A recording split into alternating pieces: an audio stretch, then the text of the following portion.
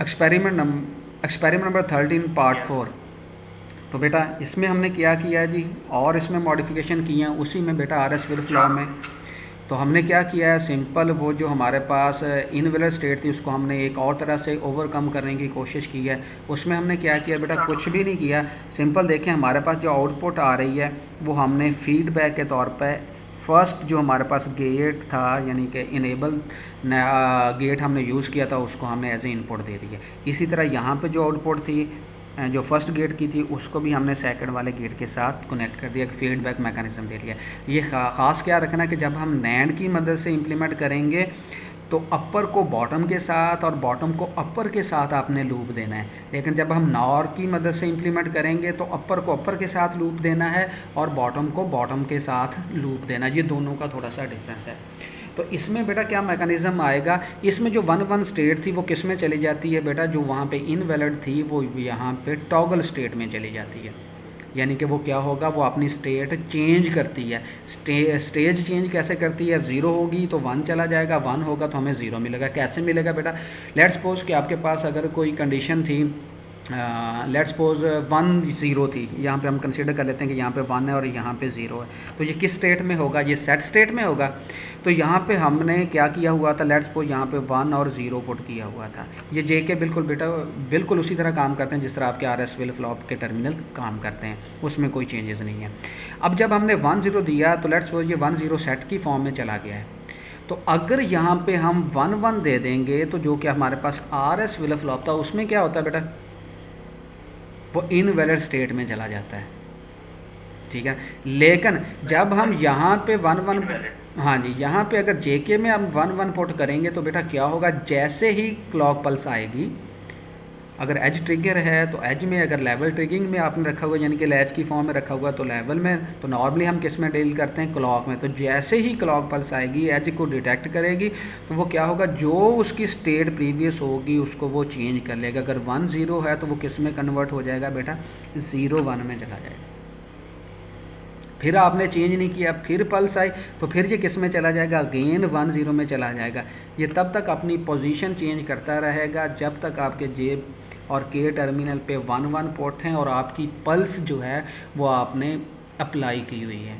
अगर पल्स नहीं है तो अगर आप 1 1 भी पुट कर दोगे तो ये फिर उसी पोजीशन पे स्टेबल रहेगा जो इसकी एक्चुअल पोजीशन थी, क्योंकि हमें पता कि हमने इसको जो है वो क्लॉक के थ्रू सिंक्रोनाइज किया हुआ है या अनेबल किया हुआ है।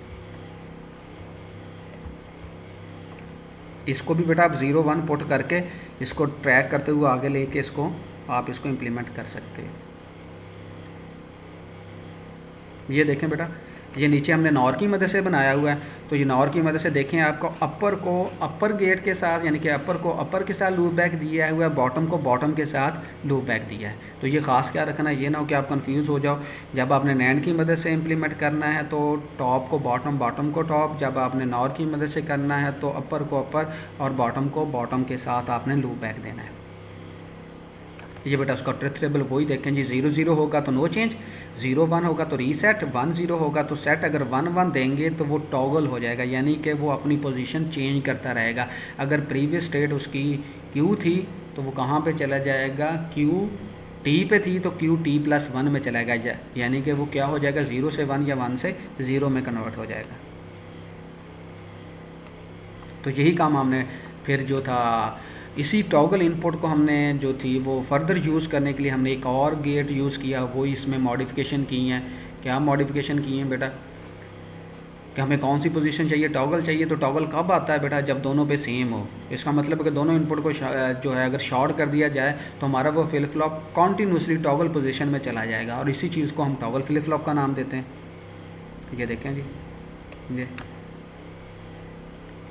क्या किया हुआ है, ये देखें जी, नॉर की मदद से हमने इम्प्लीमेंट किया हुआ है। तो अपर को अपर के साथ और लोअर को लोअर के साथ यानी कि बॉटम को बॉटम के साथ हमने लूप बैक दे दिया। लेकिन यहाँ पे देखें जो उसका जे और के था टर्मिनल, हमने दोनों को कॉमन किया हुआ है और कॉमन करके बाहर निकाले। इसका मतलब है कि दोनों में क्या होगी बेटा, सेम होगी। इसका मतलब है कि जब हम 1 पुट करेंगे तो वो किस में चला जाएगा, टॉगल स्टेट में चला जाएगा। जब टॉगल में जाएगा इसका मतलब है कि जैसे ही क्लॉक पल्स आएगी वो अपनी पोजीशन को चेंज करता रहेगा। तो ये हमारे पास एक लूप बैक बन जाएगा 1 0 0 1 1 0 0 1। लेकिन अगर यहाँ पे हम अगर 0 पुट कर दें तो फिर क्या इसका इफेक्ट होगा,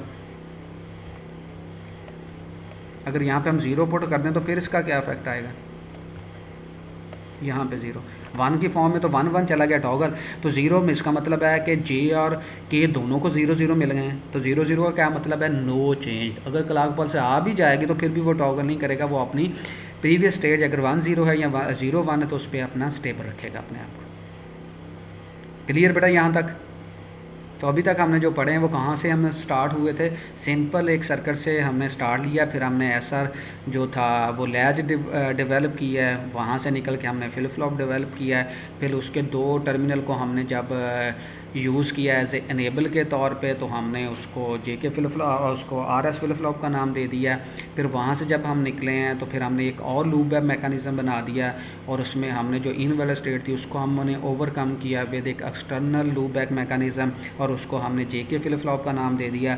फिर हमने दोनों टर्मिनल को जब कॉमन कर दिया तो हमने देखा कि ये दोनों टर्मिनल को सेम इनपुट मिल रही है और सेम इनपुट मिलने से वो टॉगल पोजीशन में चला गया। तो इस पोजीशन को हमने एक फ्लिप फ्लॉप में जो था नाम दे दिया, जिसको हमने नाम दिया था टॉगल का। फिर हमने क्या किया, दोनों को कॉमन करने के साथ साथ इन्वर्ट भी कर दिया है। तो वो क्या हो गया बेटा, अगर एक इनपुट पर हमारे 1 जा रहा है तो दूसरे पे 0 यानी कि कॉम्प्लीमेंट जाएगा। तो ये एक ऐसी स्टेट को डिस्कस कर रहे थे कि जिसमें वो हमारे पास इनवैलिड स्टेट जो थी वो रिमूव हो गई थी। तो ये हमने डिफरेंट जो थे वो फ्लिप फ्लॉप को स्टडी किया है और इसी को हमने इम्प्लीमेंट करना है। लेकिन यहाँ पे एक मोस्ट इम्पॉर्टेंट चीज़ जो आपको बताता चलूँ कि जो आपने जो है जब आपने इम्प्लीमेंट करना है तो वो वहाँ पे आपको प्रॉब्लम क्रिएट करेगी। ये आपके सर्किट डायग्राम है। जब आप आरएस फ्लिप फ्लॉप तक रहेंगे तो वहाँ तक तो ठीक है, जैसे ही आप जेके फ्लिप फ्लॉप को इम्प्लीमेंट करने की कोशिश करेंगे तो बेटा जिस तरह ये आपको सर्किट सामने शो भी हो रहा है, तो बेटा ये जो सेकंड लूप आपने यहाँ पे लूप बैक दे दिया है तो यहाँ पे आपके लिए वो प्रॉब्लम क्रिएट होगा। तो आउटपुट आपकी यहाँ पे जो होगी वो आपको नज़र नहीं आएगी। क्यों आएगी? क्योंकि वो कहेगा कि हमारे पास एक जो है वो आउटपुट डिफ़ाइन ही नहीं है, एक इनपुट डिफ़ाइन ही नहीं है, तो वो गेट जो है वो डिसीजन लेके उसको आउटपुट पे वो सेंड नहीं करेगा क्योंकि उसको एक आउटपुट ही नहीं मिलेगी।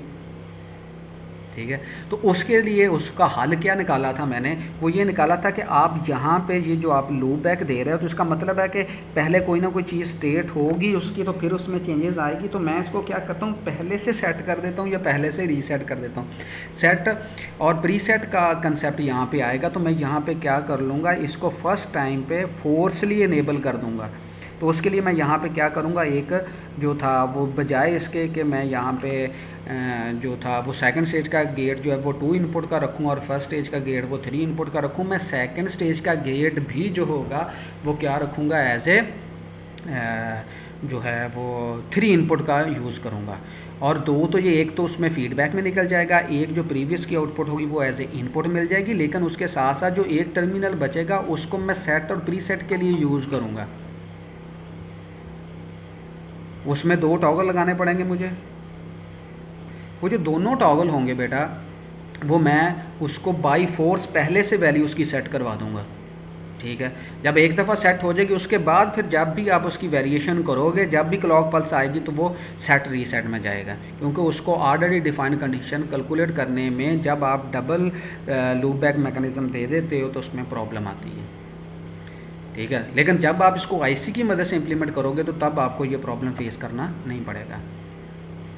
इसलिए मैंने जो था ये वाला टास्क जो है वो मैंने आईसी की मदद से भी करने को कहा है। तो ये बेटा वो इसी तरह उसकी ब्लॉक डायग्राम है, नीचे देख लें जी।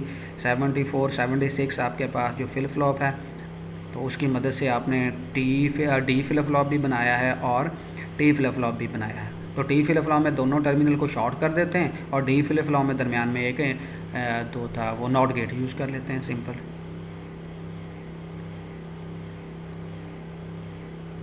ये डिफरेंट आपके ट्रुथ टेबल जो हम डिटेल में डिस्कस कर चुके हैं।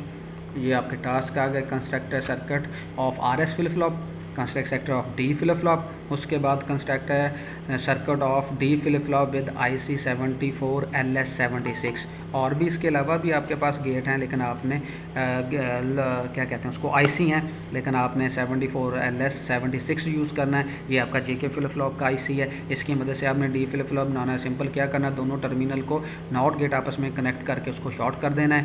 उसके बाद JK फ्लिप फ्लॉप को भी आपने इम्प्लीमेंट करना है और विद IC भी इम्प्लीमेंट करना है।